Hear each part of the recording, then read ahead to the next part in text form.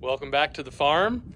Now that harvest is done, we are gearing up for fall work. You can see we got a couple of our quad tracks here in front of the shop. We have the 435, which we have changed to a 535 with a little bit of tuning.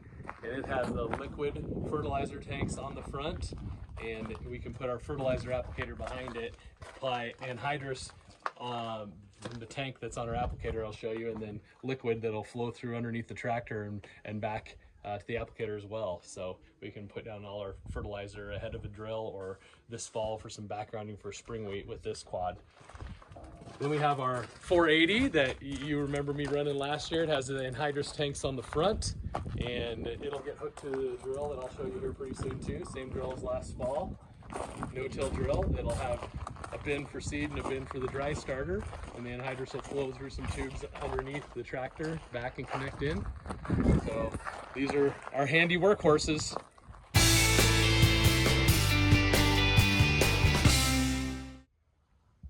Here's our 580 quad. That's our biggest, newest quad. It's our workhorse that'll be pulling the Flex-Ho 700 drill. That's a 60-foot drill. Here's the 3555 cart with the 60-foot Flex-Ho air drill that goes behind it.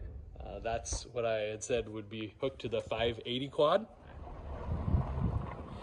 Here's a couple of our tandems that we'll be using to fill seed and dry fertilizer into the 3555 cart behind the 580. Here's our 450 quad that we had added earlier this year and did a bunch of work to. Some of our ground that maybe has too thick a stubble to get through and get a good seed bed, we might use this 450 quad to pull our 16 bar harrow that's over there and just harrow right ahead of the drill. We've got lots of on-farm storage for anhydrous. This is a 11,500 gallon bottle that we bought and got on this trailer this last spring, fall, somewhere in there, and we've been using quite a bit to get full tanker loads that are a discount price in. Then in the field, we're going to use our 8,000 gallon bottle on the Freightliner and 6,000 gallon bottle that we got earlier this year behind our Red International. Keep the drill going. Here's the 45-foot fertilizer applicator that we had purchased and rigged up last winter through the spring to do variable rate fertilizing with anhydrous and then liquid if we're got it on the 435 tractor. We did a bunch of backgrounding this fall already after harvest in front of the drill that is the 60-foot drill, just so we don't have to use as much urea that's more expensive and can tend to plug up if things get wet. So we got a bunch of backgrounding done, and that's good. Here's our 46-foot Flex-Ho 400 drill with the ADX 2230 cart. We got anhydrous on the front, and then the two tanks in the cart are dry fert for starter in the front to get our phosphorus and our sulfur, and then the back's our seed. This is our trusty 4430 sprayer that we've had on the farm for, I guess this is our 4th year now. We're wrapping up with it. It sure has been nice to move from a pull sprayer and pickup sprayers to this sprayer. Over here is our tender truck that we use to haul water and or fertilizer if we're putting down liquid fertilizer with, and we can fill up the sprayer in the field. Welcome back to the farm, and welcome to fall seeding 24 for our 2025 winter wheat crop. We got going, getting some product applied back here, driving the 480 quad track. Got the 3320 seed cart and the Flex-Ho 400 toolbar back there, which is our 46-foot Case IH toolbar. It's got Ho-type openers on it.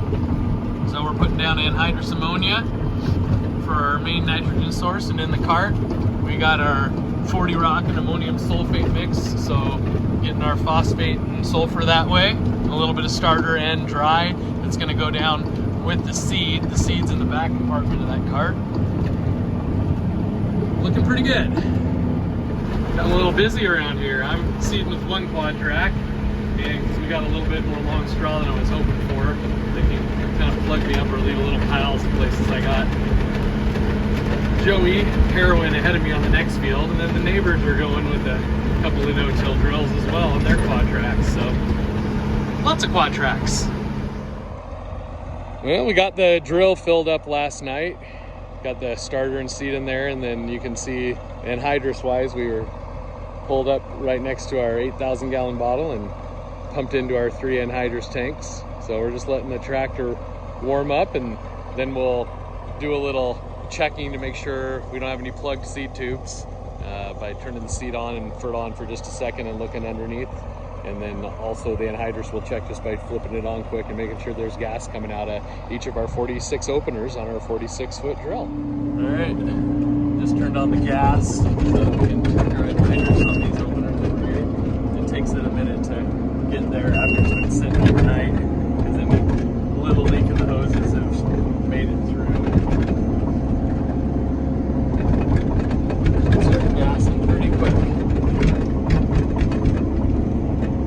Starting to spit.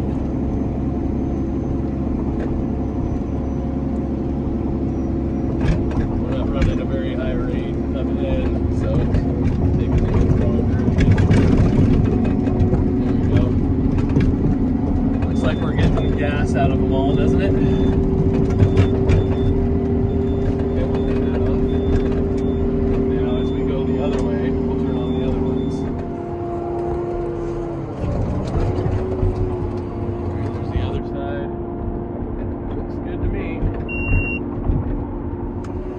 Filled up with products, and now we got to go into our tanks and fill it up. The capacity is 5,400, and I ran it down to 440, filled it up, but you don't get it quite all the way full, so I put it as 5,200. And now I got to do my seed, because that was the starter. The seed's a lot bigger tank, it's 8,500, so we don't run as far down. I got that filled up pretty full also, so now it'll count down as we use it. Start up the fan. You can see the the fan speed start to go up here. I just kind of do it gradually so I don't squeal the belts. I had to get it up to 4,300 or so to get started, and it'll warm up as the day goes on. As the oil gets thinner and warmer, there's 3,900. As I turn on the drives, it'll speed up a little bit more. Here's 42. So that'll work for testing it. We're gonna run a little bit of seed and fert through just to make sure, and then go back and check our openers. And by the time I get back up here, it'll be sped up to 43 or better as the oil temperatures warm up. So I have to let down the main toolbar. You can see right here, it says that that red arrow says my toolbar is up high. As I drop it down close to the ground, it'll say that it's on, and then I can do what's called a quick start, where I just run it a little bit. So I'll cycle it. Actually, I already have the master on, but this right here is the master to turn it on and off. You can see it's off there. Now it's back on. Upped out a pound of each. Instead of 5,200 and 8,200, it's got 1 pound of each out there now. So you can see that there's air blowing out of here, and it's blown out a little bit of seed and fertilizer. I'm checking to make sure each side of this 5-inch paired row has got seed and fertilizer coming out of it. So there's 46 openers, so we got to make sure all 92 holes are free. So we're just looking back through, and you can see back on the ground behind each of them, there's seed and fertilizer. Looks like we're all clear. If you ever end up turning too sharp and backing up one corner, if you were in the ground, it'll shove dirt back up inside of those, and you got to clear them out. We're on to making passes across the field. You can see we are on an A-B line that I've set, straight line that we're basically seeding this field east and west. You can see down here we've got 3 green lights on the bottom of the screen. The first one means we're on auto swap for our anhydrous ammonia, so it can turn on and off our 4 different sections automatically for anhydrous ammonia. If we're getting to a place where the coverage map says we're overlapping, you can see the 4 sections there. The next one means we're on auto steer, so I've got it auto steering down the line that I'm trying to seed on. And then the last green line means that our starter and seed is on. So when everything is green, everything's good. This is the Agtron blockage meter. You can see it cycling through numbers. It's basically doing a a readout on each of my 46 openers and cycling through it to see if the fertilizer and seed is getting backed up to the distribution towers through the hoses that go to each opener. Now, it won't tell you if only half of the paired row is blocked, so that's why we still check those each day when we're getting started. But it'll tell you if there is a big clump of fertilizer or a rock or something that somehow was in the seed that blocked the tube. So it's just something you gotta watch too. The other thing that this does is sense the rate that you're running. So it's saying how much product is bouncing, basically vibrations through the tube with the air running through it. If this number drops quite a bit, you'll know that you're starting to run out of one of your products.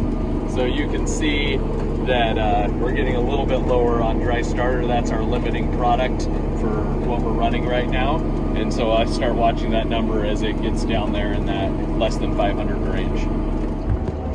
All right, that's it for passes through the field on ABs. Now we'll do outside lines. Plus, we're low enough on product, we might as well go down and fill while we're close to our tender trucks. I'm gonna turn off the drives, turn off the fan, and that'll start winding down. And we're gonna cut through this grass strip on down over the hill.